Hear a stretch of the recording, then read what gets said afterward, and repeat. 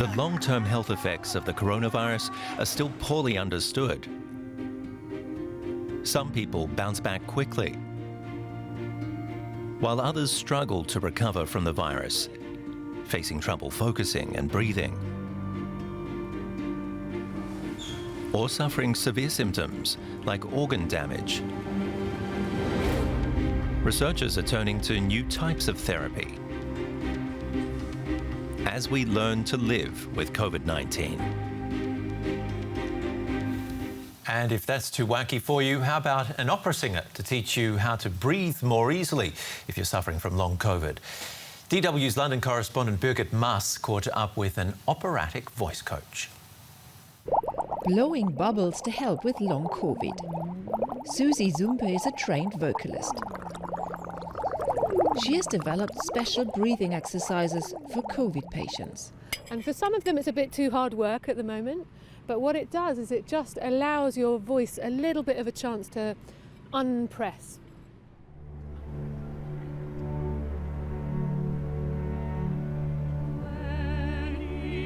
Sheba says it's thanks to Susie that she feels well again and is able to take up new hobbies. Just a year ago, she was suffering from a lung infection and needed oxygen. 3 months on, I remember feeling so fatigued, breathless. I mean, literally from my bed to the bathroom, I would just get breathless.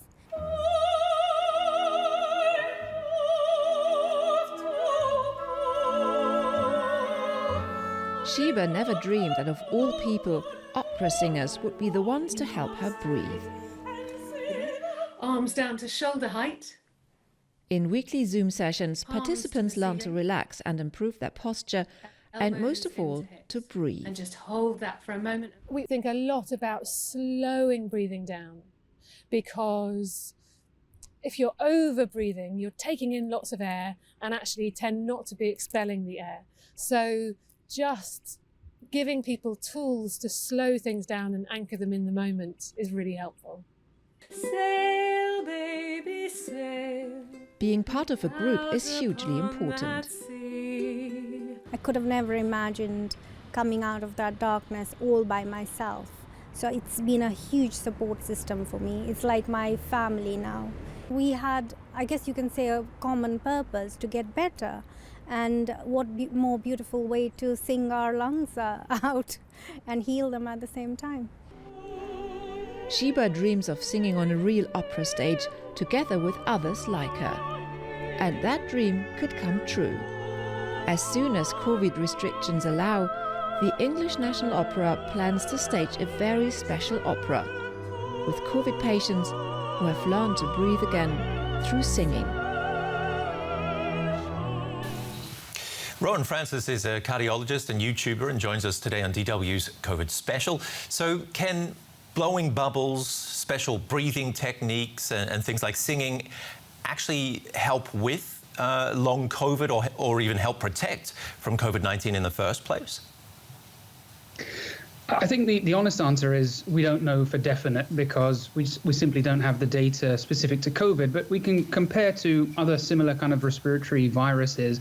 And I think there's certainly, when considering long COVID, and we have got things to compare with, post-viral fatigue syndromes are nothing new, but they've been rather neglected, I think, in medical research. So hopefully this will mean that we allocate a bit more resources to things like that. I think, yes, breathing exercises certainly can have a role in that long COVID type syndrome. I'm not sure that it necessarily has a role in the acute setting, in that sort of initial setting when you're infected and acutely unwell. I think breathing exercises, aside from just staying mobile and making sure your lungs are well ventilated, I don't think it necessarily has a role there. But in that chronic condition, which obviously is troubling a great deal of people, I think it has a role. What about something like cold exposure? You've looked into that quite a lot, and I've been living here in Germany for quite some time now and know all about cold exposure. Yes, I think there's an interesting kind of phenomenon that maybe is slightly kind of simplistic in how we're looking at it, but essentially that we know that exercise has obviously got many proven benefits to physical health and mental health as well. And exercise is all about sort of making your body work a little bit harder. Most of us lead pretty sedentary lives, and we're not getting the kind of physical exertion that really our bodies evolved to do. And so we're quite familiar with the concept of exercising to try and reap some of those benefits. And cold exposure and maybe things like saunas, both of which have an evidence base, although I would just advise a little bit of caution, because I think a lot of the claims that you'll find online are a little bit outlandish. But I think it's all part of the same phenomenon of trying to stress the body in a controlled way and maybe improve our overall physical fitness. So can you give me some of the tips that you give others on YouTube on prepping my immune system to better handle a coronavirus infection?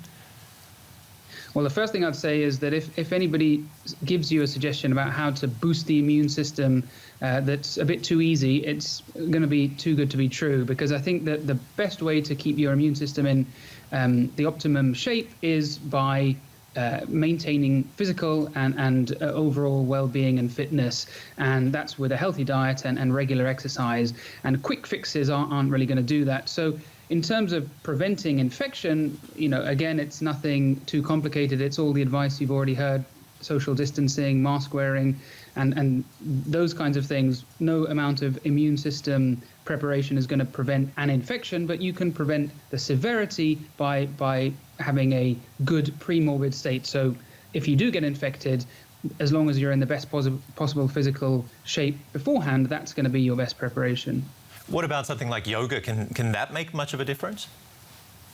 Yeah, so yoga, I think, actually has quite a considerable evidence base behind it now. Yoga, of course, combines different elements. We've mentioned breathing, which is central to it, but also physical exercise as well. So in terms of things like the Wim Hof method, which brings in a lot of yogic practices alongside things like cold exposure. So yoga is a nebulous term and offers, I think, many benefits. It should also be said that, one size doesn't fit all, so you don't have to try to crowbar yourself into a yoga program if other techniques work better for you. But I'm a big fan of the benefits that yoga can offer, and we've seen that not only in terms of the physical benefits, but I think it particularly in this day and age, meditation's enjoying a resurgence, and that offers a lot of additional benefits on top of the physical side of things. Rowan, I guess one of the big questions is, can you actually go as far as saying these types of techniques are viable alternatives to conventional medicine? No, I'd certainly be very cautious suggesting anything like that. And again, I think that would raise alarm bells if people started saying that kind of thing. Conventional medicine is simply a way of talking about interventions that are tested and proven. So there's nothing unnatural about one and natural about the other. If things don't work, then we don't call them proven medicine. So I would always regard this as an adjunct, but not a replacement. However, if you pay attention to all these preventative methods, maybe you can avoid coming into contact with what is deemed the sort of conventional medical system, and that's great. But if you do get ill, heaven forbid, then of course conventional medicine is going to be the thing that's most likely to help. Cardiologist Rowan Francis, thank you very much for being on the show today. Thanks very much for having me. And over to Derek Williams for a last time this week, and a viewer question about the availability of Russia's homegrown corona vaccine. When will the Russian Sputnik V vaccine be available in Europe?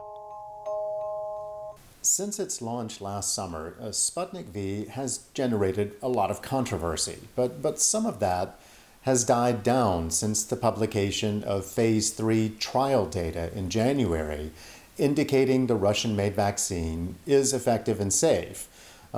India approved it for emergency use earlier this week, becoming the 60th country to do so. Among them, a couple of countries in Europe, including Hungary and Serbia.